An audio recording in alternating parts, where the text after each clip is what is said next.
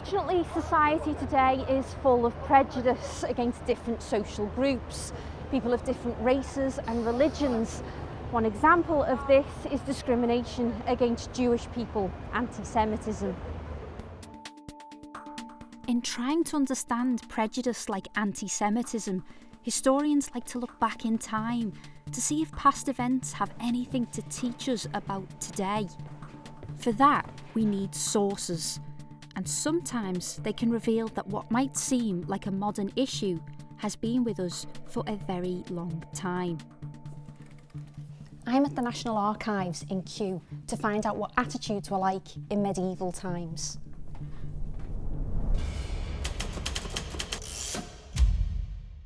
This is an exchequer roll from 1233, and it lists various payments made in the city of Norwich. And what's really interesting about this source is this cartoon up at the top here. This roll is a record of the taxes people paid. They're normally just text, so this drawing or cartoon is unusual and a bit of a mystery. We've got this man over in the corner. He's weighing some money in some scales, but he appears to have a little demon sitting with him. Archivists here believe this is a representation of Jewish moneylenders. At the time, discrimination meant that Jewish people were restricted to certain jobs or professions. One of these was lending money, which was seen as immoral, even though many people and organisations such as the church were dependent on it. And as we go through the cartoon, we see that this portrayal of Jewish moneylenders in particular is really quite horrible. In the centre, we've got this demon or devil-like figure pointing at the noses of two people. And this refers to this historic and very nasty stereotype about the way Jewish people are supposed to look. Up at the top here, there's a man with three faces. So a man who's somebody not to be trusted. So just from this cartoon, we get a really strong impression about how Jewish people were being viewed, and it's not particularly pleasant. No one is quite sure who drew the cartoon, but it was probably someone who borrowed money and was resentful about paying it back. I want to know how representative this cartoon was. Is it a one-off, or does it represent more widespread medieval attitudes? To answer that, we've got to dig deeper, and that means more sources.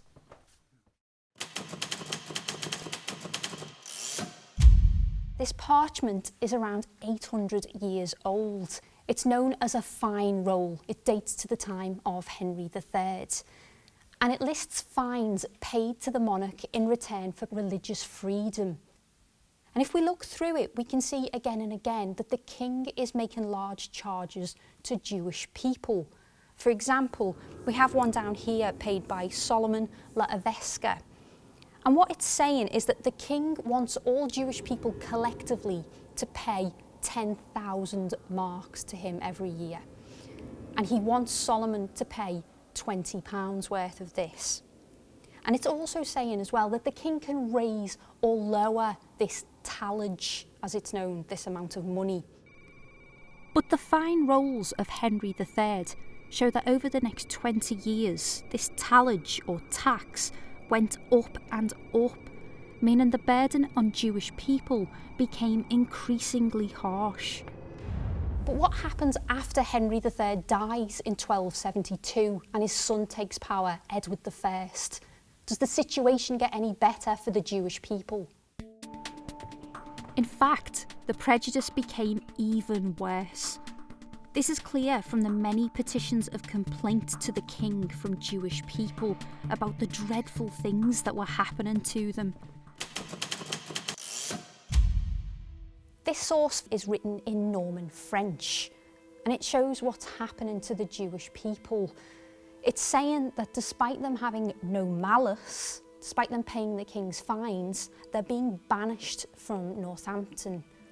And if we look through the archive, we find more evidence of this discrimination. If we look over here, we've got a petition to the king from 1290, and it describes a Jewish child being taken from a Jewry and he's forcibly baptised against the wishes of the father. It's clear that these complaints fell on deaf ears because the year 1290 saw the total expulsion of Jewish people. Every Jewish person was thrown out of Britain and sent to European countries such as France and the Netherlands. They wouldn't be allowed back for more than 350 years. So we can see that historians have to build up a jigsaw of ideas by looking at a range of sources. And though those sources might be very old and require painstaking study, they can reveal interesting parallels with the present. Anti-Semitism remains a shocking prejudice, but the sources we've looked at today show that it was alive and well in medieval times.